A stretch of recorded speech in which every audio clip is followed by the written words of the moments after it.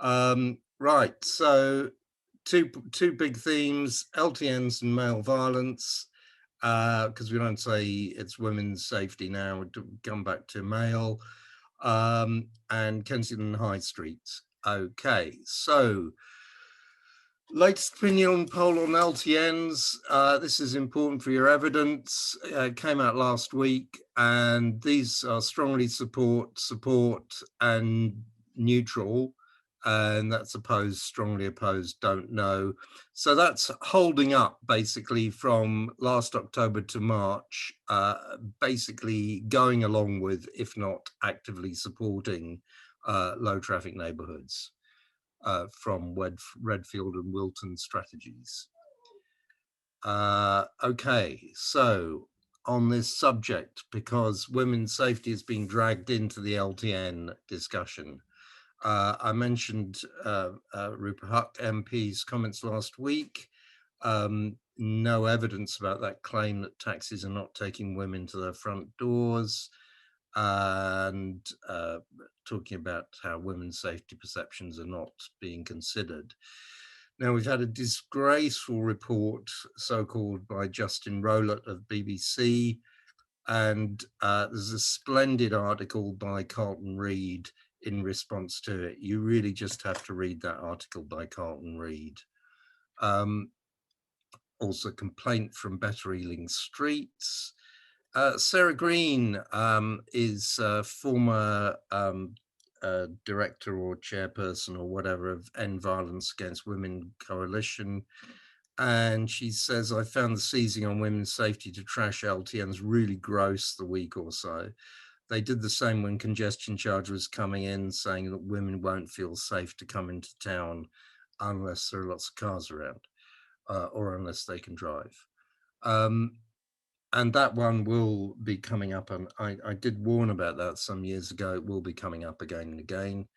I talked about this last week. It's about this thing about what are eyes on the street. And there's been lots of discussion repeating what police officers have told me over the years, that they want more people walking and cycling to have eyes on the street.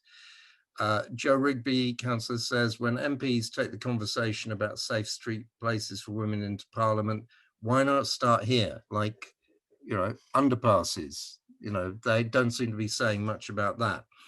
And just one point about that with regard to underpasses, because I was putting in a cycle lane in an underpass in Greenford about 25 years ago, and there was discussion about having mirrors, and our women's equality officer said, yeah, women can use them to see what's around the corner, so can potential assailants. There is no substitute for being out there in a street environment with lots of people about in a proper community. So the problem is, why have we got a grade separated crossing in the first place? A bit more about it. Yeah, here's an extract from this so-called report by BBC. LTNs are more divisive than Syria, Brexit, and coronavirus. You can look at the report there if you really want to. Best thing is to look at the article by Carlton and responses to it, like this one from Lord Berkeley of the All-Party Parliamentary Group on Cycling and Walking, complained to the BBC, saying the report did not contain any data or facts relating to the efficacy of low traffic neighbourhoods, as you might expect from the BBC's Science and Environment Unit. And that really says it all. Do look at that Twitter thread from Carlton Reid, again on this so-called form of natural surveillance that Rupert Huck MP has discussed in a article for the Sunday Telegraph. The taxis thing, you can complain if a taxi refuses to take you to your door, certainly in London. She talks about women doing research, the research showing that there's greater personal safety has been done by Rachel Aldred and Anna Goodman, who last time I saw them were women. you get safety from more people walking and cycling rather than people in cars who are sealed off from the environment, going too quickly, and who don't want to get involved because they want to be sealed off in their personal capsule. Also a point that there's a rather different account given about how Rupa Hutt got assistance when she was assaulted some time ago. And there's Sarah Berry, who I'm glad's got an article in Highways magazine about why Rupa Hutt MP is wrong. So, Brandolini's law, the amount of energy needed to refute bullshit is an order of magnitude larger than to produce it. So, yes, cars cause pollution, not bollards. And we do seem to have to spend a lot of time on things like that. There's the £50 vouchers I mentioned last week. They went almost immediately. Must read on LTNs. Yes, there's some more which I've mentioned previously, your must reads, and there they are, just whipping through them.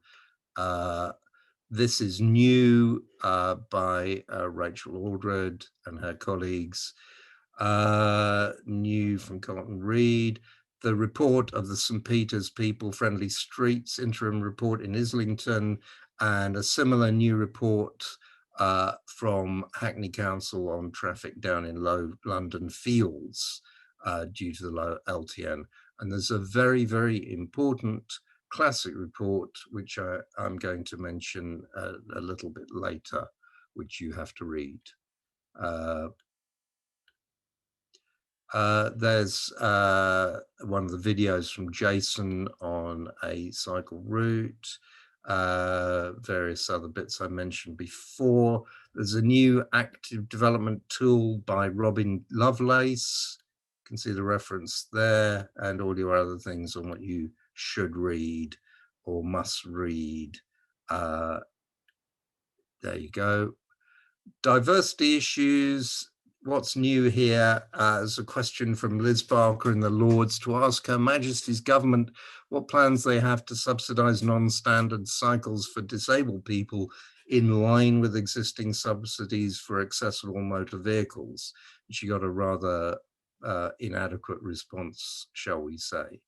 Then there's a podcast on Carlton Reid's podcast with speakers on Streets for Kids.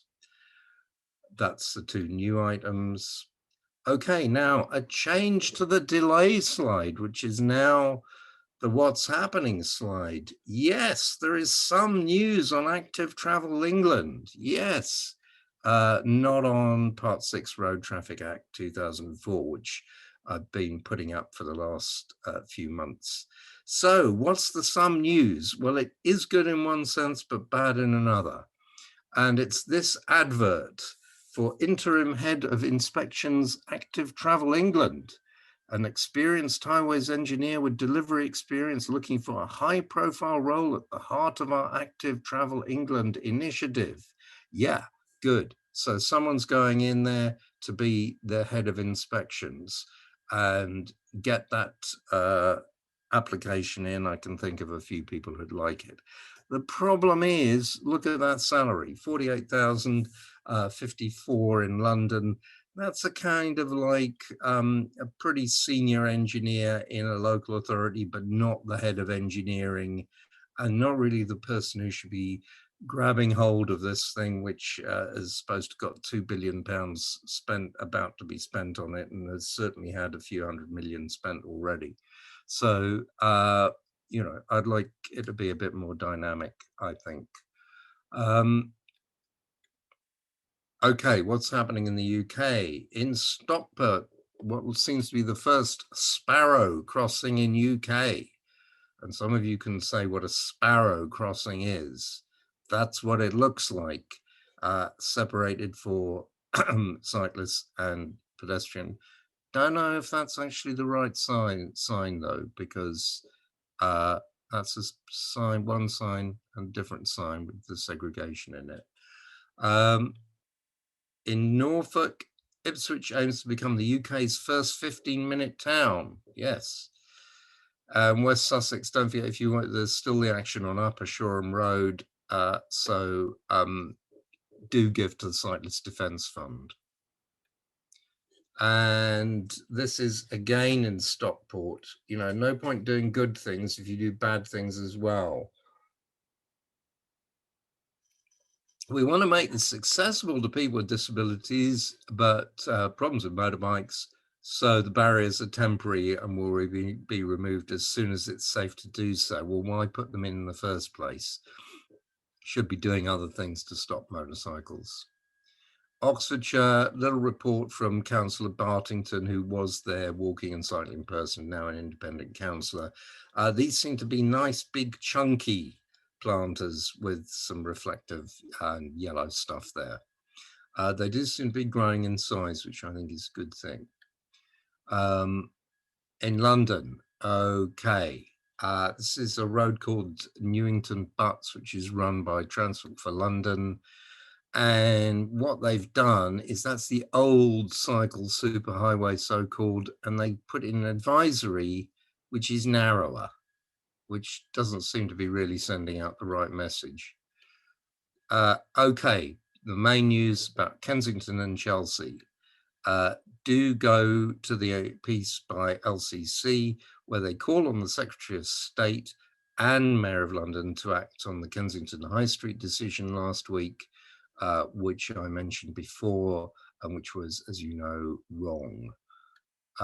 Here's some pieces about that decision.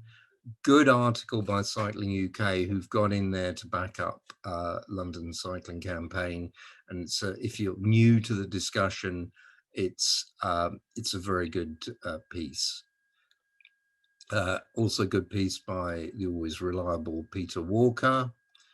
Thread from Adam Tranter I've mentioned before, and here's all the ins and outs of it by Better Streets for Kensington and Chelsea, which was in a letter they sent to the council before the decision. Will Norman speaking on a podcast. British Cycling is a lovely video from the ever wonderful Chris Boardman. So what happens now? Well, this is what Better Streets for Kensington and Chelsea say. On High Street, Ken, we will be reviewing next steps with our legal team next week and we'll keep you updated. In addition to judicial review, which they've got going, there are options either for the Mayor of London to take control of the road or for the Department for Transport to issue an intervention notice, given the failings of the council under its legal duty. My view is what I said last time, that there was no indication in the discussion that the unpredictable future after COVID can be shaped by decisions on the highways, or should be. It was just a kind of, well, we'll wait and see what happens and then we'll think about doing things. That's not what the whole impetus behind Active Travel Fund England, the Emergency Active Travel Fund, was all about. It was about saying, we have to shape what's going to happen. And the lesson is, for me, is that even something like the protected cycle lanes on Kensington Chelsea High Street, Kensington High Street in Royal Borough of Kensington Chelsea, is that even if it's something which has very little effect on motorist power, car domination, car supremacism, whatever you want to call it, only taking out a few bits of generally illegal car parking. If you get that kind of reaction, you're going to have a radical approach. You're going to say, we need to reduce car usage, numbers of cars, the amount they're used, the way they're used, where they're used.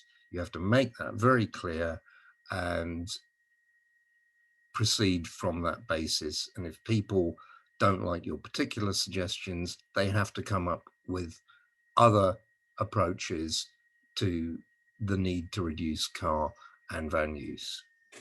So that's got to be in there right from the word go. You're not going to be able to slip in stuff round the back with nobody noticing. Hackney, yeah, there's a very nice toolkit for professionals on school streets, produced by the Hackney people, who've got something like about half their schools have got school streets of some kind or another. Merton, yes, consultation on 4 different LTNs has halted all their plans. So this is from Luke, who's always worth following on Twitter. The good grounds to believe that councillors avoid anything controversial, so stuff gets watered down to minimum interventions.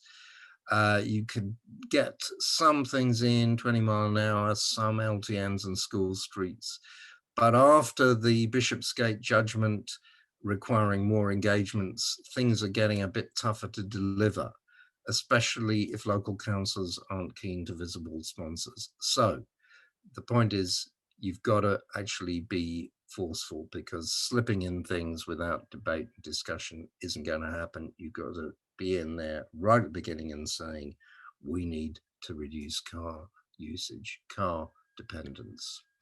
Right, this is your must read. It's a monitoring report by Lambeth Council, and it does show these things about what happens within the LTN, cuts in car usage, cycle usage going up. On the periphery of the LTN, car use gone up a bit, cycle use gone up as well. Overall, car use down, cycle use up, goods vehicles about the same.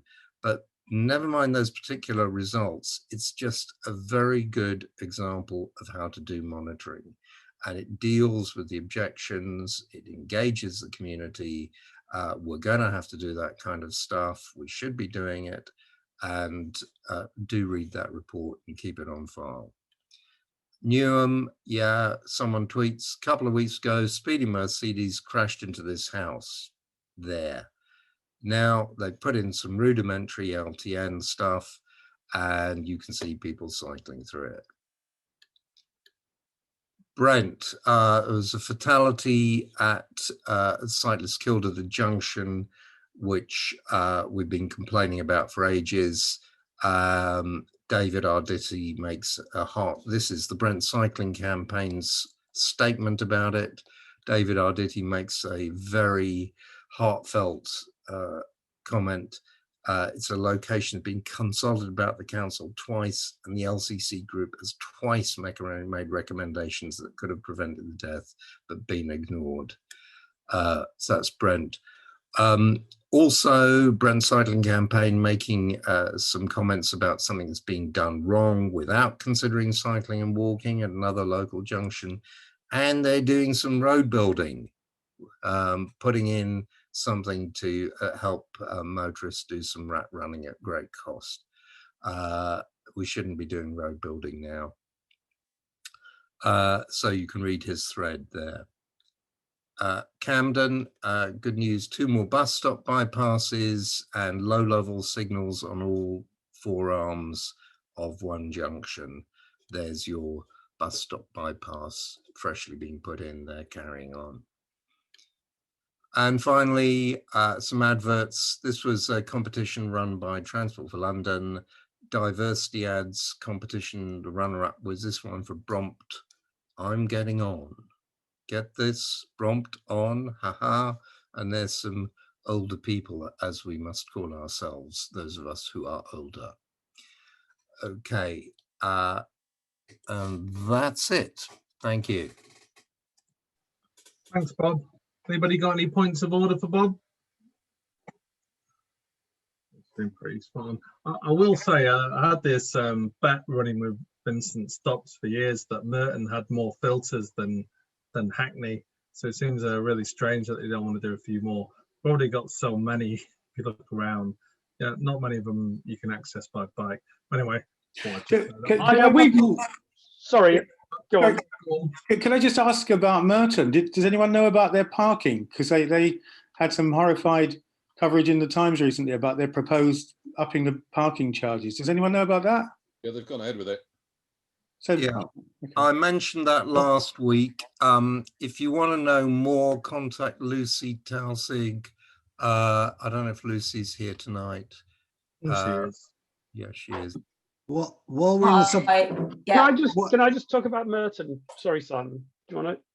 if you don't mind me jumping in, I was Go on. Go on, Simon. Then we'll do Mark, and then I'm going to do the hands. Go on. I was trying to do that. It'd be nice, but if I can jump in on the Merton LTN thing, the historic LTN thing briefly.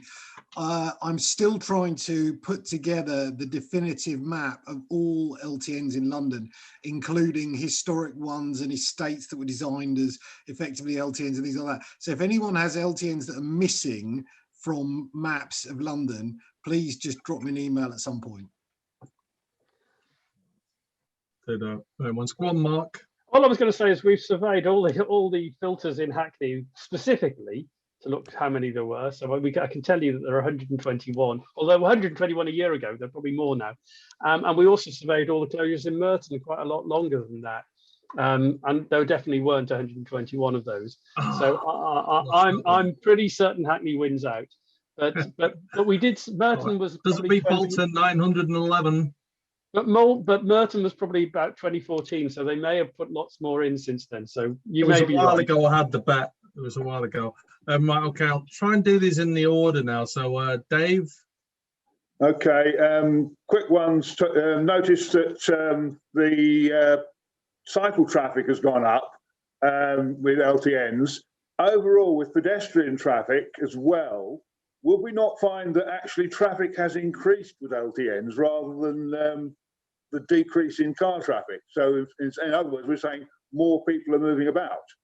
And then Sheffield-wise, I'm also looking at something with an irony to it. People putting in 20-mile-an-hour roundels with their truck knocked down an old woman and ran her over and killed her. All this rushing to put things in. I'm very interested to know that anybody plans this as mobile works, leaping about the carriageway, painting lines. And as Mark Ranty commented, that sometimes painting lines and stuff on the road is done without due regard for safety. Yeah, yeah. Thanks for that, Dave. Not sure what to do with it, but we'll crack on. David Harrison. David, you there, mate? Hello. Yeah, it's just I don't know whether people have the same problem elsewhere. In Islington, we're having some problems installing LTNs because the banned TfL turns. It's really a question to you, I guess, Brian. And the detours would be phenomenal if you didn't unban the terms. And I just unban the turns, and I just wonder whether you think TfL will be responsive to the need to do that, so we can get the LTNs in. There comes a point at which the detour, if you don't unban the turn, becomes so big for motor traffic that it makes the LTN unfeasible. Yeah, that's been like yeah, no, we had that same issue, and I think I know the road you're talking about that goes through Camden as well. There's barely a right turn on it for a good few miles, and it's really, if they were to put those right turns in particular back on, there's going to be a delay, and they have to do the all the junctions, and it's in a ring road, and there's big problems to it. But yeah, they have to take it on and allow it in some places if we're going to deviate more traffic over there. So got to have that conversation. But sorry, Dave, it's not going to be an easy one. Yeah, thanks. Not going to be at all, because there will be delays to buses and traffic, and yeah. all I mean, I was the, thinking of the senior managers will yeah. all start looking worse. But yeah, has to be done though. I agree. We have to take an overall traffic management view when you're planning these things. You know, the impact on the main road is crucial. All right, I'll bring in Lucy. Then we'll crack on to the speakers, because we've got 3 speakers tonight. But I'll probably let Lucy.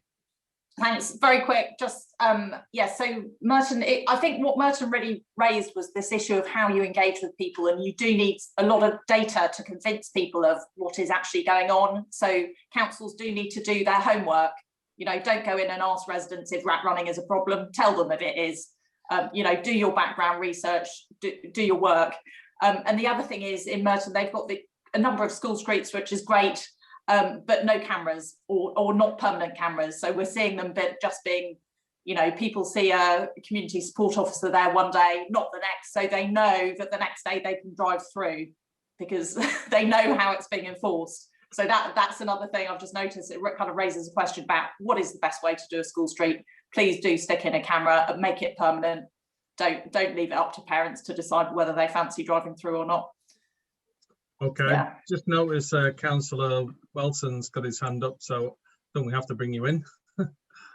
Thank you. I'm Councillor Martin Welton. I am the Cabinet Member for Housing, Regeneration and the Climate Emergency in Merton. Yes, it is disappointing. Obviously, the LTNs are not going ahead, and clearly there's lessons I think to be learnt from that, because I do think we need to have wide, longer consultation with people in terms of building up the case, and it didn't help. Obviously, we had major objections from residents' associations and local councillors in that area. Merton does have one of the highest proportions in London of historic LTNs, and there is demand in many parts for further LTNs, a lot less over the Wimbledon Rains Park compared to, say, the eastern part of Merton, Mitcham and Morden. The other issue in terms of school streets, yes, I think we're well aware where we do need cameras on them, and what TfL have agreed to is some of the money that was to have been set aside for the LTNs are going to be used now for ANPR cameras in many cases, but there is a big procurement issue across London because there's so much demand for ANPR cameras at the moment. In terms of school streets enforcing, it's by far the best to have them camera enforced. I fear that there's some that have them obviously with voluntary people. It's how long that is sustainable for overall as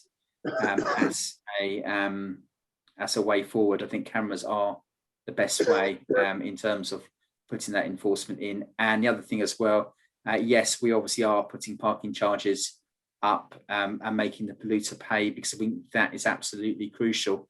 Yes, we have had many attacks put upon us, but it's actually the right strategy going forward, because we do want to encourage active travel and more sustainable forms of transport, and I think it will be something that will be followed by many other councils going forward in the future. Brilliant, thanks for that, councillors. Always great to get councillors on, and really appreciate that one. Okay, we'll move on to our first speaker now, who's Eveline from Bristol Cycling Campaign. I'm going to talk about hangars, something that when I was trying to put my first one in Camden, I've got to tell a story. It took so long that by the end of it, I had to call them Lambeth hangars, but let's talk about the Bristol ones. Hello, I'm just going to share my screen 1 second.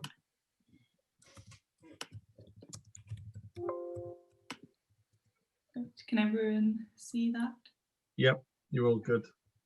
Okay, so yeah, I'm Eveline, I'm from Bristol Cycling Campaign, and I've just gotten involved in this kind of cycle hangars proposal, mainly because I live in a house with 4 adults and we all have to cram our bikes into the hallway every evening and trip over them on the way out, and meanwhile our neighbours with multiple cars can just leave as many as they want outside. So I guess I'll start off with this by outlining why we need cycle hangars, and then go through kind of the 4 key asks of our proposal, and then maybe a bit of the discussion of how you could support it if you'd like to. So to start off, the most important thing to ask is why we need cycle hangars.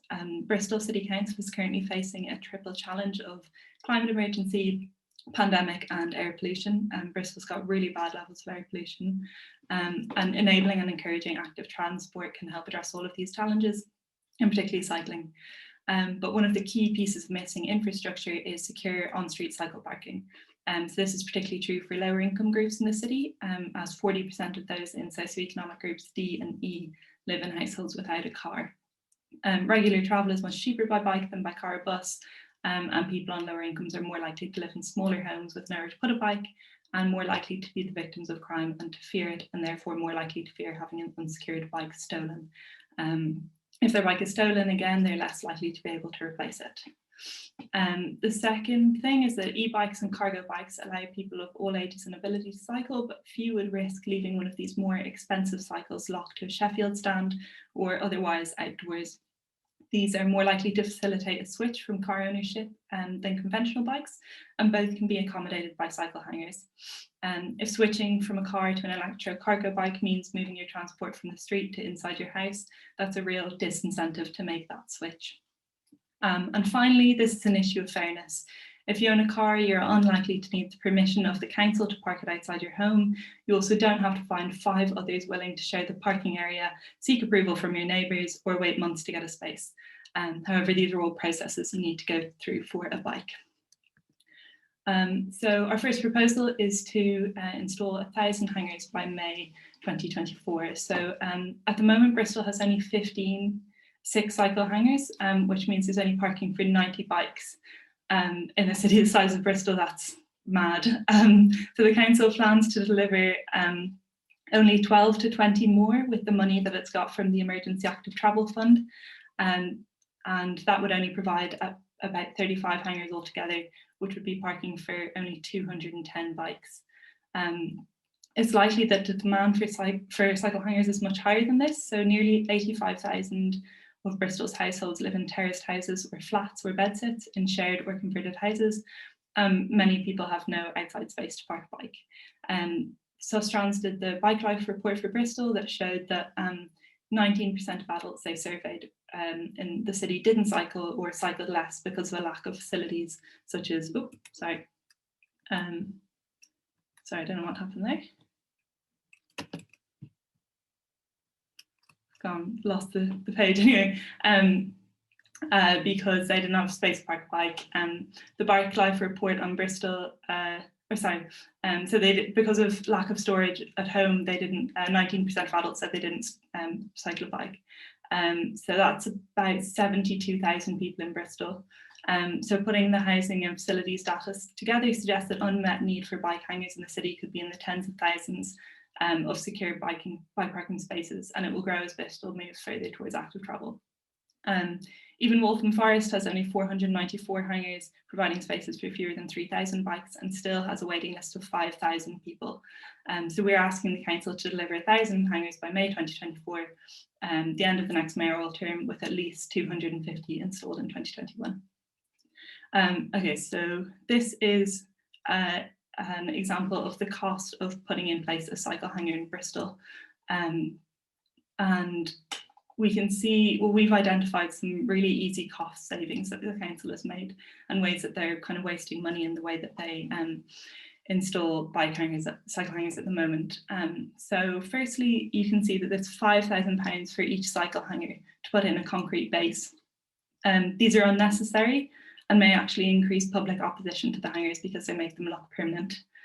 Their purpose is to protect the hangars against road weathering, but the hangars themselves protect from snow and won't be damaged by motor vehicles. The quality of the surface inside doesn't matter, and according to Cycle Hoop, no other council uses concrete bases for their hangars. So that's an instant £500 saving per hangar.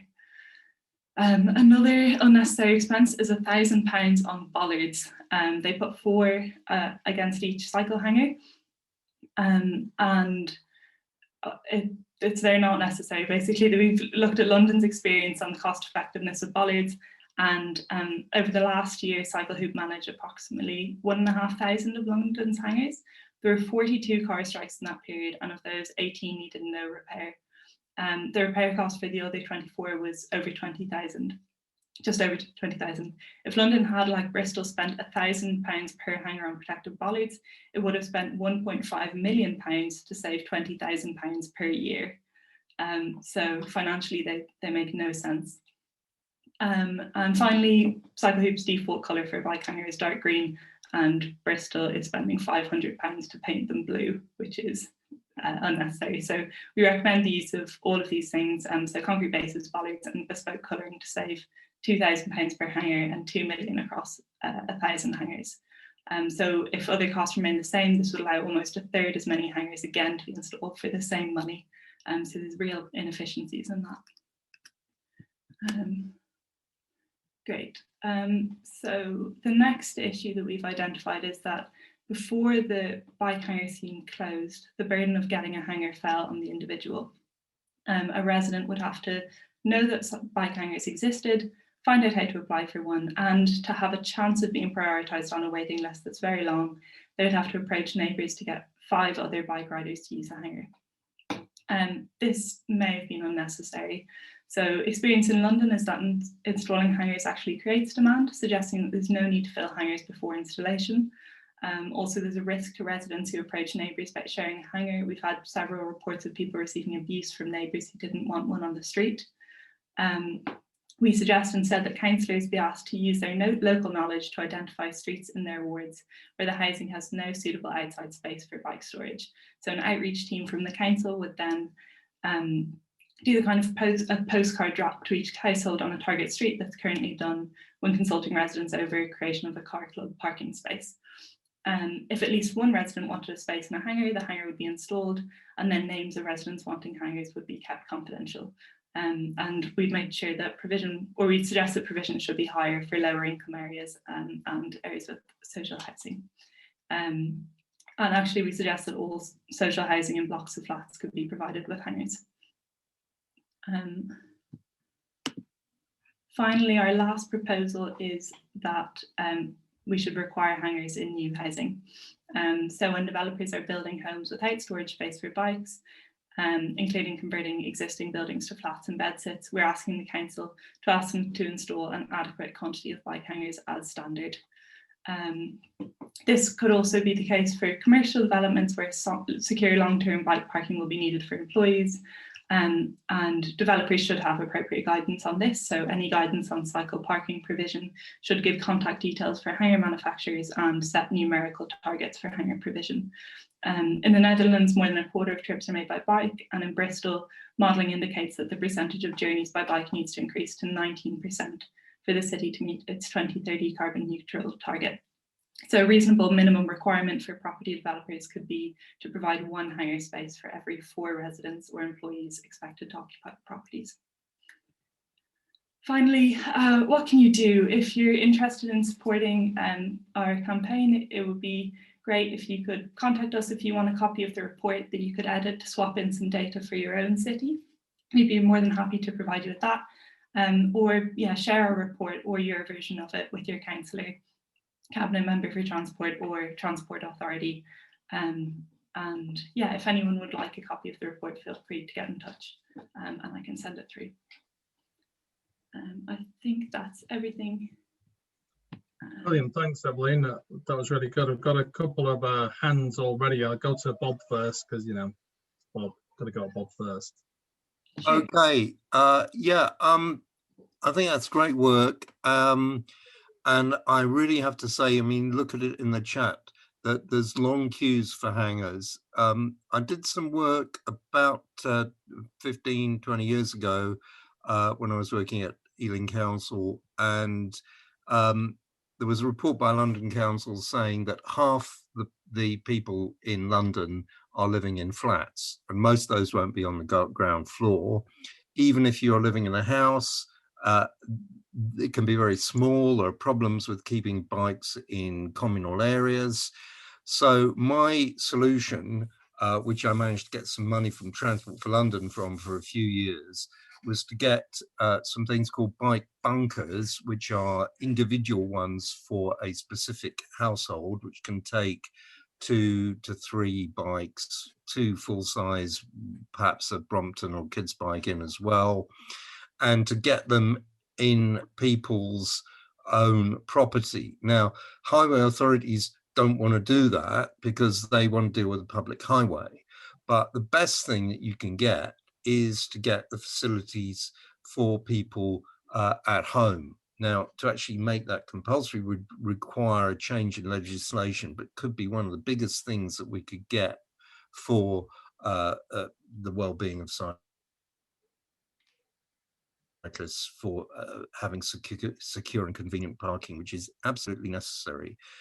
Secure and convenient for people in the homes that they live in is the best thing you can get. Rafe Smythe rather, is someone who's written about this in the past, but you can still get allocations for councils to provide various kinds of facilities, including wall mounts and various other things, if you're ingenious and work at it and get the council to try and provide it, as well as the hangars and the standards in new builds. So do try and work on that, and you can get further details on what can be done from me. It's a lot more expensive, it's difficult, but you know, we have a right to this kind of stuff and we should go for it. Great, thank you. All right, well, we kind of run out of time for the questions now, but Eveline, I'll give you a chance to respond to that if you wanted to, or otherwise we'll can I just raise what Brighton have done? Can you do it quickly, because Bob took yes, up the I'm just saying it's very simple. It's the complete opposite of what Eveline's talked about. They've just simply allocated £500,000 in the budget last week or 2 weeks ago for cycle hangars. They haven't thought about how they're going to do it or what they're going to do with it or where they're going to do it or anything of that. They just put a block figure in the budget and said, we want to do it. Now we've got the money, now we'll do the details, as opposed to the other way around. We would love that, but need to convince the council first, unfortunately. I'd love to see what you've done and we can swap ideas. Yeah, great. Right, we'll move on to our next speaker now, because we've still got 2 more. And sorry to rush people along, but by all means, that's what the chat's there for. So I'm going to go to Emma now. Emma Griffin, are you there? I am here. Walking. Hello, everyone. I'm just I'll share my screen as well. It's my first time here, so I have no idea how long I've got to speak, but I'm just going to wing it. And if oh, are you 10, 15? Oh, right. Okay, no, that's plenty. Okay.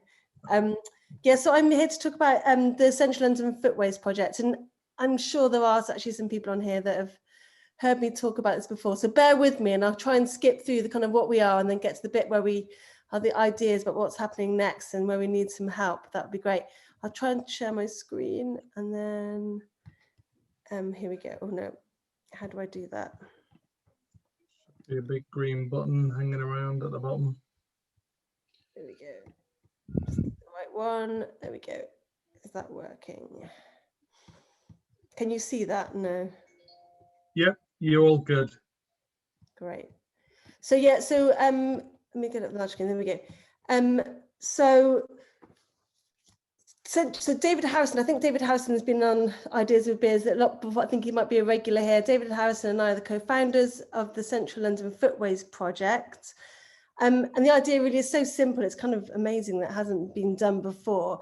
The idea simply is that we've connected all the key destinations, the key hubs, places where people are going to in Central London with London's most interesting, historical, enticing, low pollution, attractive streets.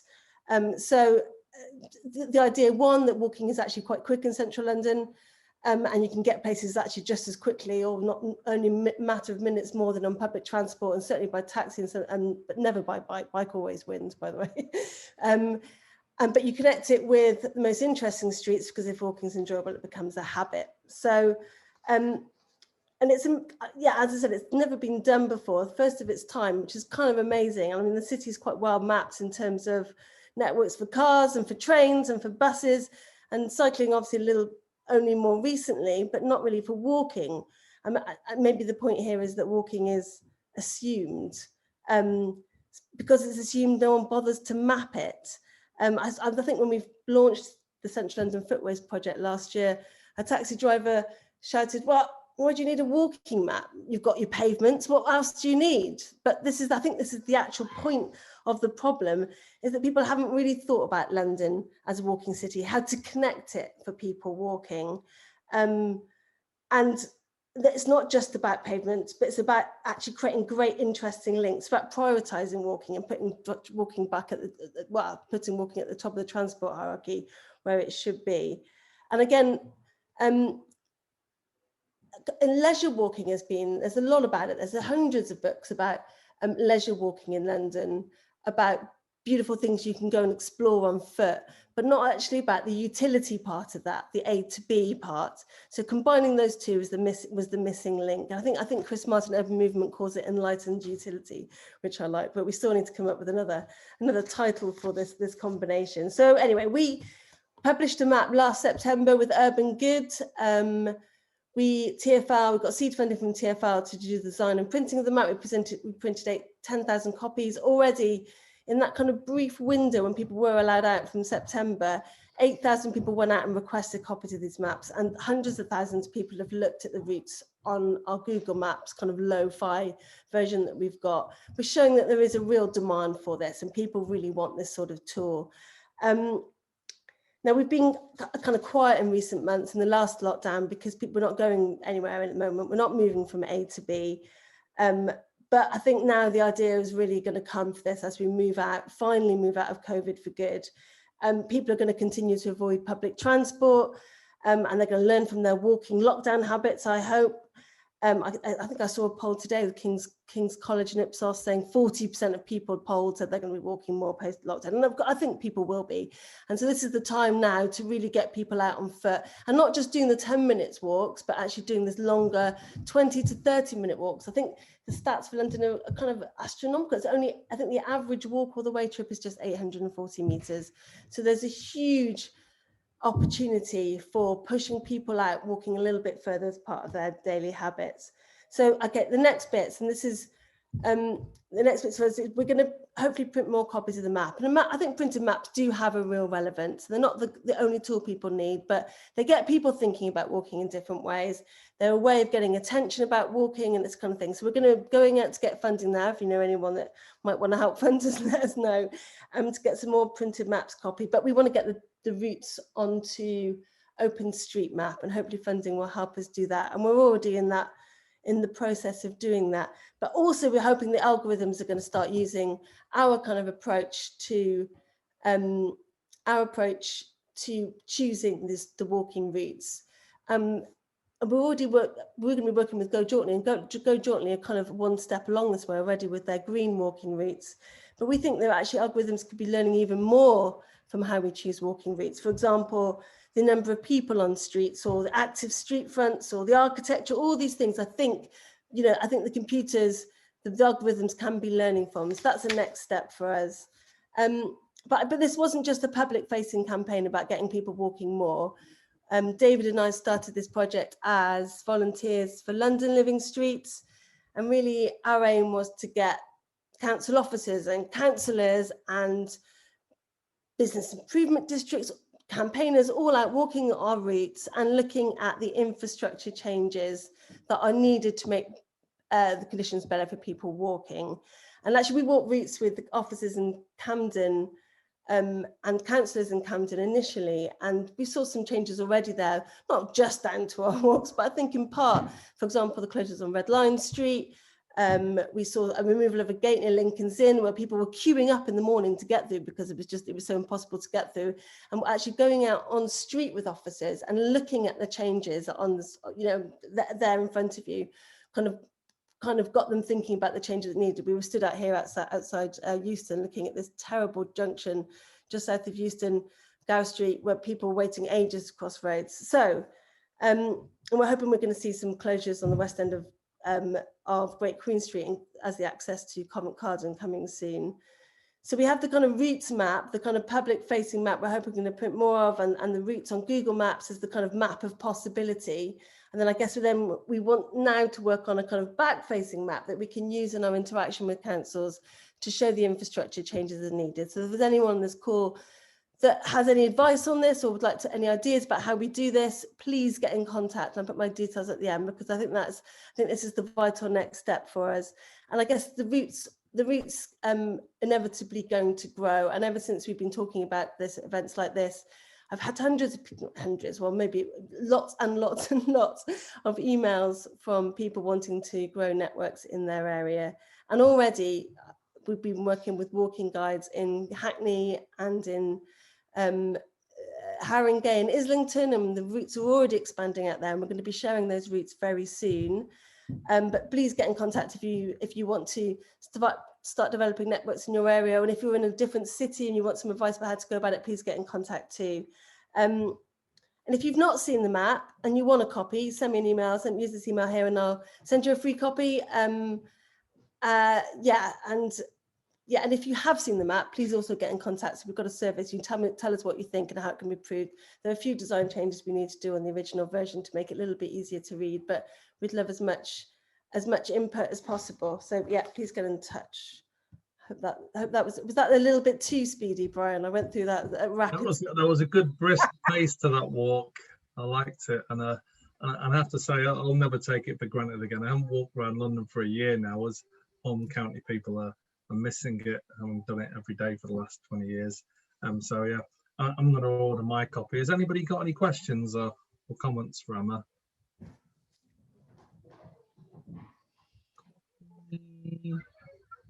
Just everybody saying that they love it. I love it as well. There's always these little, particularly in London, you come across the old street and go, oh, I must remember that one. Oh, there's a street market down there. You get, and I like, you know, the one that you picked up, you know, you can walk in the center of the carriageway. That's always a sign of civilization. That's like a good map of those ones. But we haven't got any specific questions, so but I'm sure some will pop up in the chat for you, Emma. But thanks a lot for coming along and let us know. And there's usually quite a few data bods around on these calls, so I'm hoping people will take you up on that offer and how to push things forward that way. Data bods are much needed. Any GIS, we need as much help we can get on that. Thanks. Yeah, great stuff. All right, well, we'll move on to Neil Webster, the man himself. Neil, are you there? I am indeed. Nice backdrop. Good walking route there. Is that coming up? That's a weird noise. That's not you, is it, Neil? I don't think so. Can you see that? Yeah, you're all good. Off you go, mate. So I think what this tries to do in this dumbbell is to show the two talks we've had already. So we've had at the home end of the journey, we've had the walking bit, which is in between, and I'm going to talk about that end of trip facility, which is the sort of workplace parking. I've also plotted quite a few of the other speakers over the last sort of year as to what this is about. So most people are talking about inclusivity of active travel, and I've just plotted a couple of things that probably you describe as exclusive. So I suppose motorways are exclusive, aren't they? Because there are only certain types allowed on it. And a lot of people will say that workplace parking is exclusive because it's only used by the end users. Anyway, let me take you on the journey. My background is real estate, and active travel sort of abuts with that. And I would say that it's become more ingrained over the last sort of 5 or so years. It all started for me back in about 2012, and then in 2017 we were commissioned to write this piece, The Market Cycles, which is, I think, probably when I first came chatting to Brian about things. And it sets out the sort of impact on the office of how the rise in cycling has come about. And in recent times, we've started doing, back in 2018, we actually did face-to-face tour of London, which we've now taken on the road virtually. So I've been going around the country. So what I'm going to talk about now is some of those learnings that we've picked up during that journey. And this isn't readable, but what it does show is that there's a proposed increase in commuter cycling after lockdown. I've highlighted in red the cycle bit. So the before and the now seem to be about the same. It sort of suggests that doubling in commuter cycling in the future, and that's borne out by surveys in Birmingham, which see a 20% uplift. And I'm quite surprised by it, but in Manchester there was a 50% uplift shown by some local surveys. We're all happy to see that happening, aren't we? So where are these? Well, ironically, the top left is, of course, the potential home of the correspondent that Bob referred to earlier, the home of the BBC in Salford, where you've got a series of these cycle hubs that appear across Manchester. So technically it's an end of trip facility, but I would describe it as being more inclusive because it's a membership scheme. Top right is Brindley Place, and those who know it, it's a sort of large-scale development done by Argent, same developers as King's Cross. So you've got people who are committed to active travel. Sally's unfortunately not on, is she? Otherwise, this was specially for her because this is just north of Newcastle. It's Quorum Park, much different in its sort of appearance. And we've got obviously a link to the cycle hangars discussion earlier. And then a little bit more different, bottom right, we've got CAD Works, which is in Glasgow. a lot more colourful in its appearance and certainly sort of newer. But obviously I've started with the regions because everybody sort of says, oh, it's only done in London. But I think that proves it's not, that there's good activity going on all through the countries. These are London, and I think you're going to get a bit, people may have come across this bottom left, which is the Alpha Beta building, which is sort of north of the city approaching Shoreditch. It's a bit of a helter-skelter down. And I think in the early days it was a bit too slippy. So when it got wet, people were just falling off at the bottom. So good designs necessary. Above that is the Verde building, which is in Victoria, and that has a helter-skelter, and they learned from it. This one goes right round to the corner. We then got the one that Brian and I probably refer to as bike porn, bike parking porn, I should say, sorry. So this is 22 Bishopsgate, 40.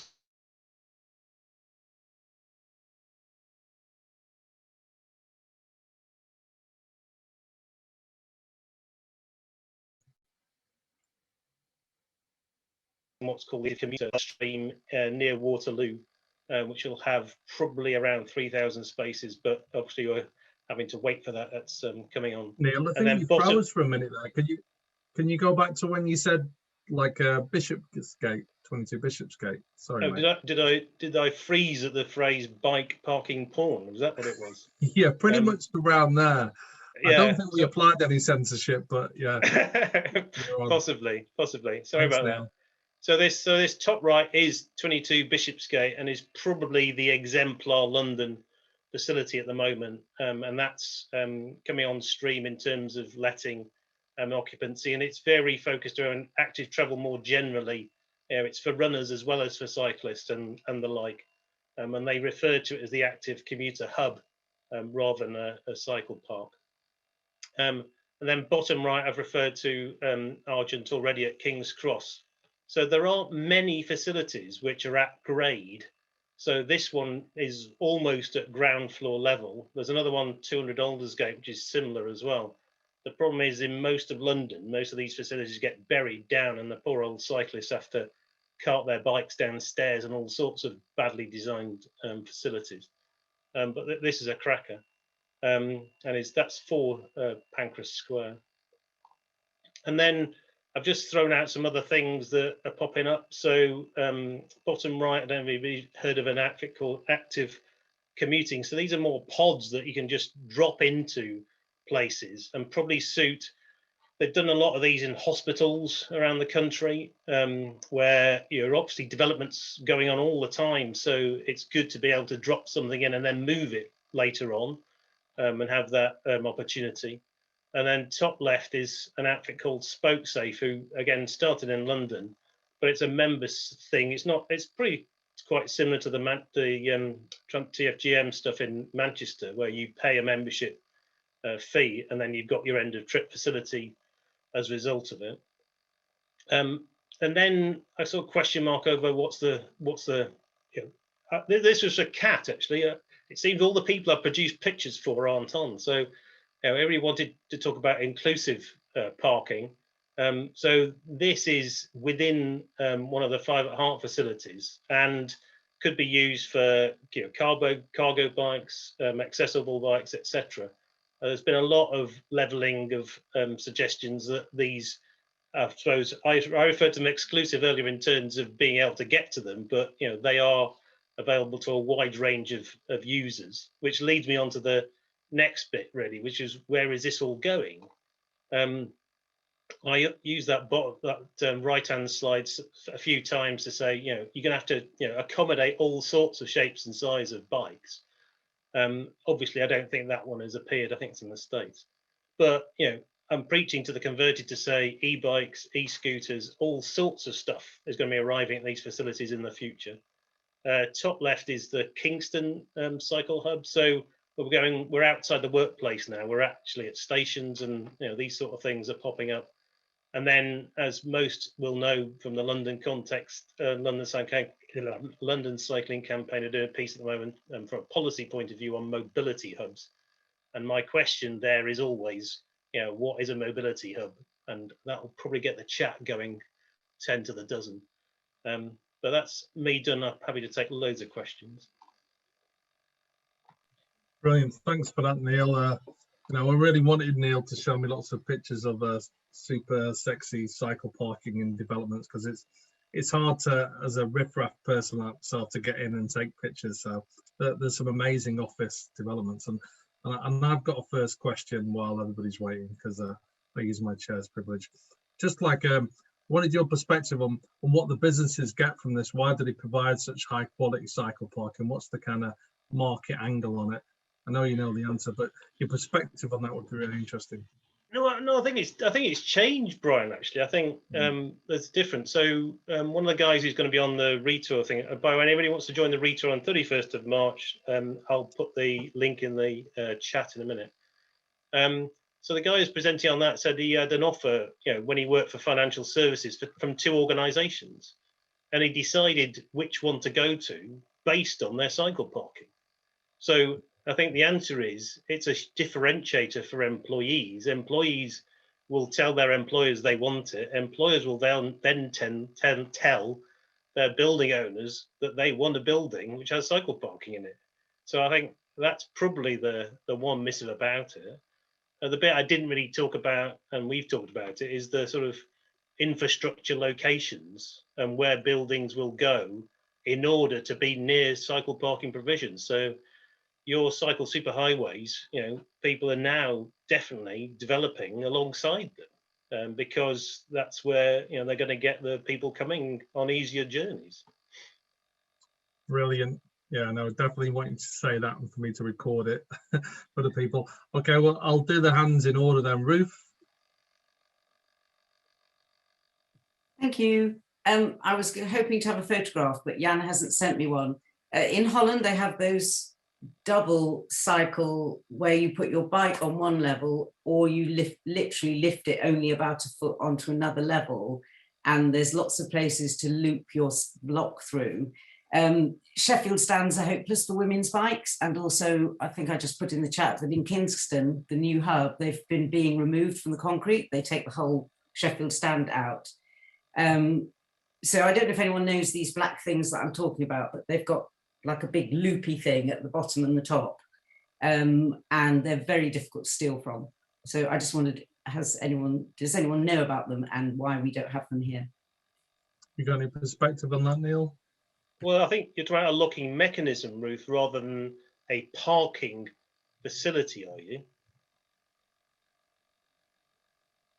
Are you on mute? I know, I'm so well behaved. I think wherever they're put, they're much harder to steal from. So it's whether they're within a hut type thing or on the road within an area, they're much harder to steal from, and they are quite attractive. And I just don't understand why we don't have them here. So I'd like to see a picky of it. So I know, I have to. Let's do it offline, and you find it, and then I'll feed it back to people. But okay.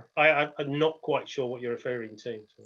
Yeah, I remember being involved in a project with Central St Martin's years ago on all different kind of secure bike parking, which when Camden came up with the M standards. I was about to talk about that, Brian. Come on, Mark, jump in.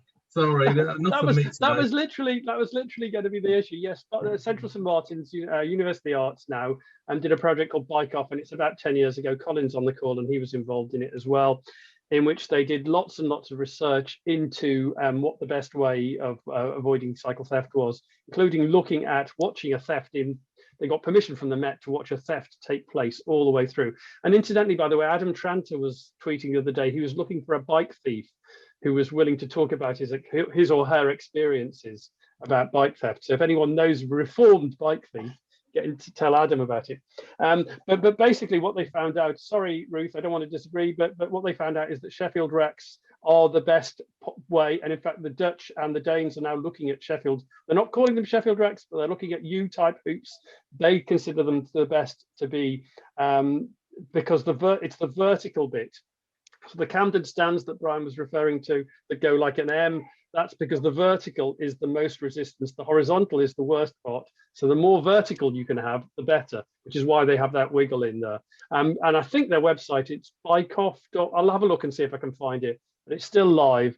And all the stuff that's come out, like having 2 locks, all of it, all goes back to Professor Lorraine Gammon and Adam Thorpe's research. And in fact, Anthony Lau's company came out of that as well. He was the runner-up in their competition. The winner was a giant movement-controlled dragon that hovered over people when they tried to unlock a bike. And the idea was it would deter you from stealing a bike. And that was the winner. And Anthony's cycle hoop only came second because it was boring, prosaic, and worked. There's a moral in there somewhere.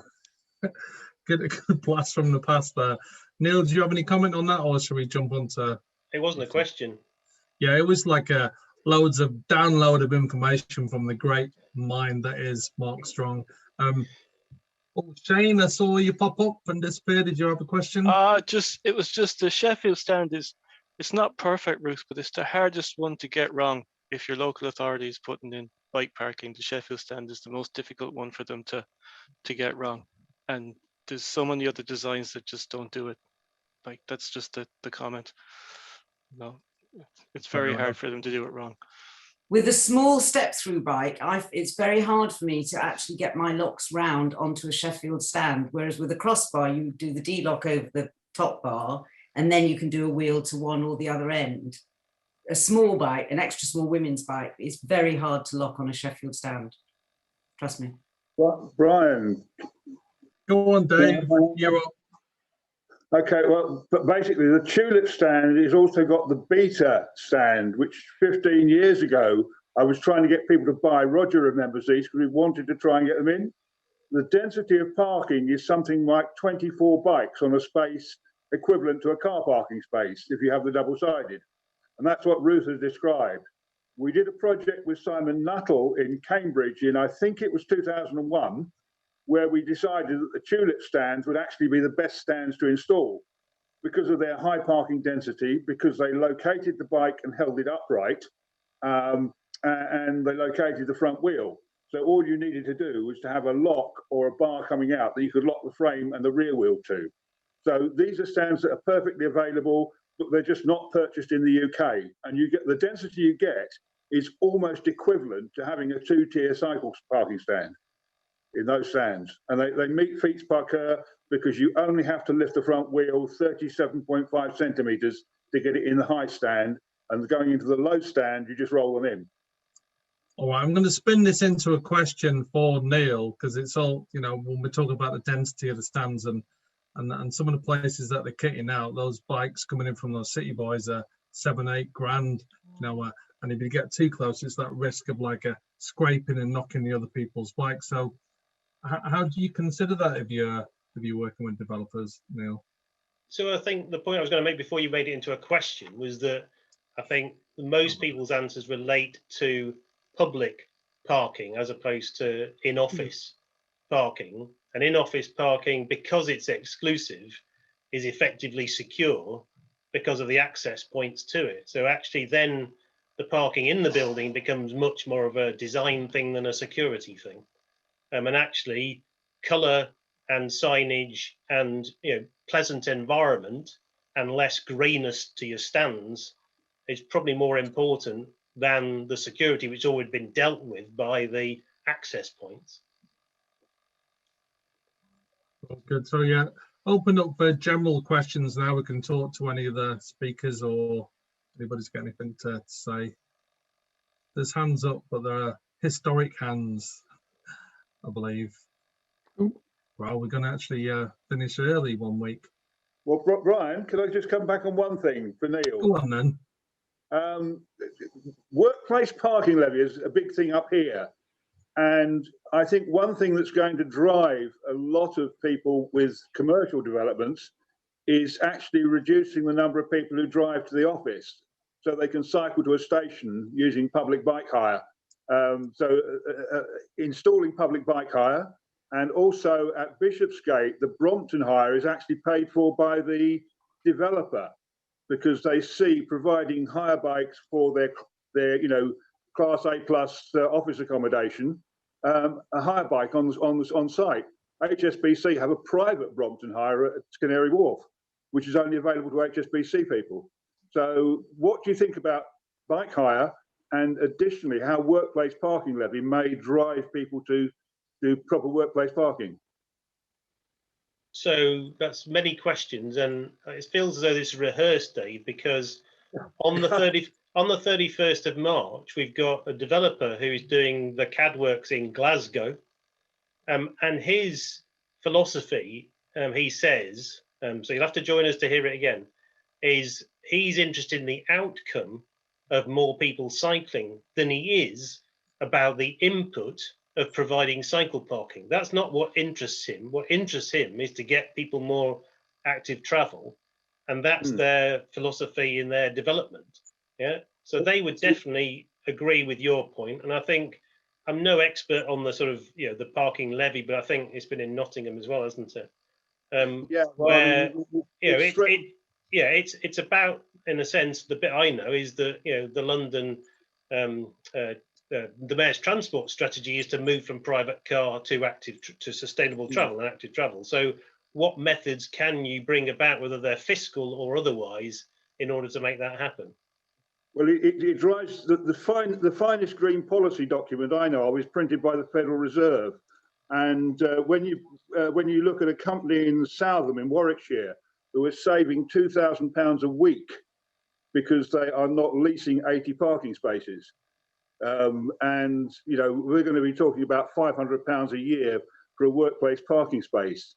Once you start adding that up, it starts to hit the bottom line. Yeah. And in terms of residential, I remember somebody pointing out in London that a developer would prefer not to provide parking spaces. It's the developers that are driving car-free development, because for every 2 flats you build with parking access and spaces, you can build a 3rd flat on the same land. Yeah. And in other words, you get more money for a 3rd flat.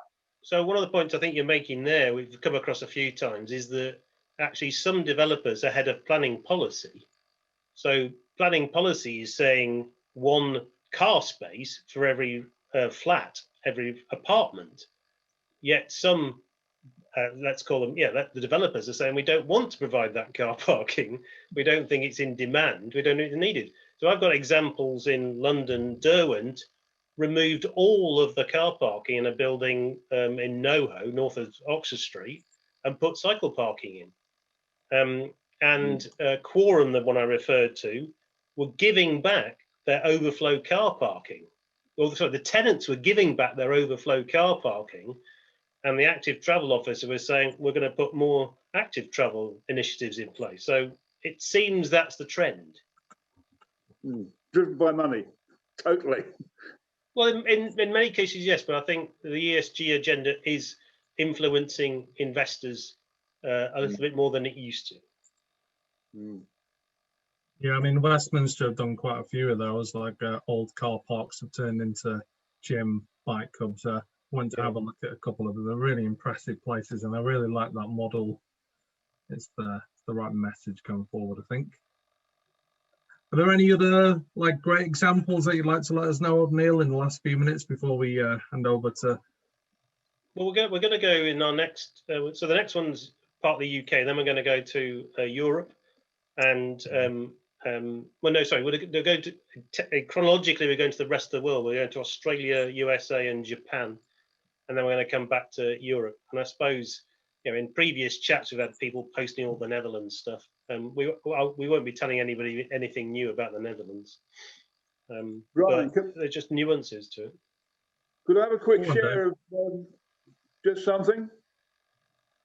Why not? Let's let chaos reign. Of course. I'll just share this and flip it. I think, does that come up?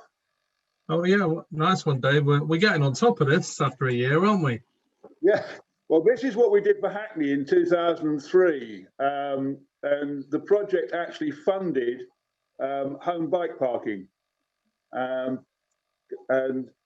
Bob might recognise the guy at the bike lockers in Eveline, of course. Bob? I do. That photo is actually from a report which I wrote of the work we did. And that's some bike away lockers that we got in on estates in Ealing. That's right. Bike away then cost about 450 quid.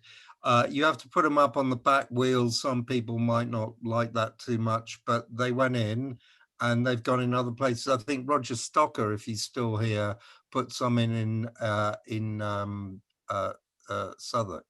All There over was- Southwark, lots of places. Sorry.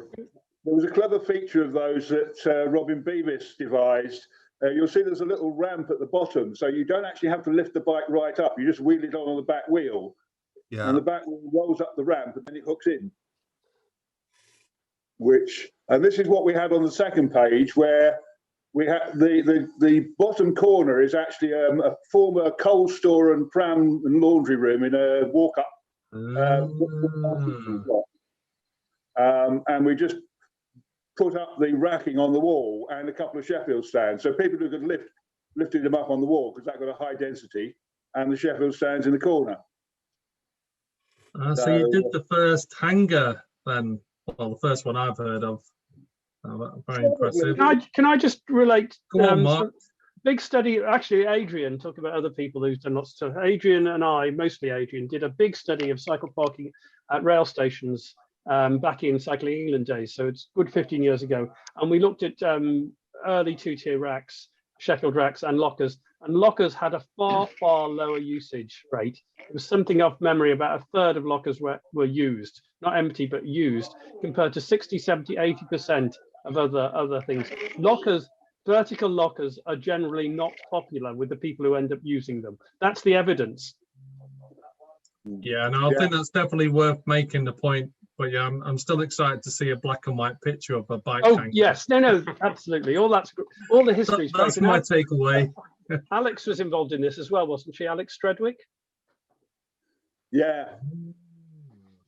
All right. Well, yeah, that's some good geeking about like bike parking. Can you just say, I missed that, Mark. What's the one that they don't like? Which is the one that people don't like, Mark? The one that you had the picture of you next to, the vertical lockers, bike-away lockers. The evidence is that people don't like it. And Kate just said that anyone who's got, I know you, Dave, you said you can wheel it up, but anyone who's got lower upper body strength will have difficulties doing it. They're really not inclusive. And I think hopefully we should have been able to, they were great at the time, but I think we've moved on now, as with other stuff. You know, things that were great in the early 2000s are not the thing to do now. Yeah, let's keep that in black and white. And do the bike hangers. But like, yeah, really good history stuff. Okay, I think we'll move on to Ruth now for final words. Last word. Last words. I've got a few minutes, so there's two last words really. Last week I cycled over to the Bandstand Memorial with a friend, and I think I've touched on this before about continuity. It was very difficult to get from Chiswick to Clapham in one hit. We ended up in Balham. Said a quick hello to my son. You know, all these marvellous bike routes that we've got, they're fine if you're regular commuters and you know where you're going and what you're doing. But if you're someone like me who only pops in and out occasionally, the signage is really bad. I've been having a thing about Cycling Network about Route 4. And Route 4 is these tiny little blue signs on posts that you can see just if you manage to see them. But anyway, it was very moving. And as someone who has always cycled, I think being on a bike at night is much safer than when people are all in cars and we need to reclaim the streets. So that's very, very important. I just wanted to say that. But today, my joyous day, because the weather was absolutely glorious, I went out with a girlfriend. We went down to Esher, and on the way we bumped into a friend who was randomly going on his exercise, and she knew his wife. So that was very nice. We then went and had a very nice picnic lunch at Esher Garson's farm. And then we cycled back, and I went through Richmond Park, where I bumped into two friends who were doing their exercising. And I'm queen of birthday cards for my cycling group, and was able to get them all to sign their birthday cards that I had to be carrying with me, including Jan's, who's stuck in Holland, and I won't see him for his birthday. But my whole thing again is that cycling is so wonderful, and especially for single people. We talked about mental health with James Avery.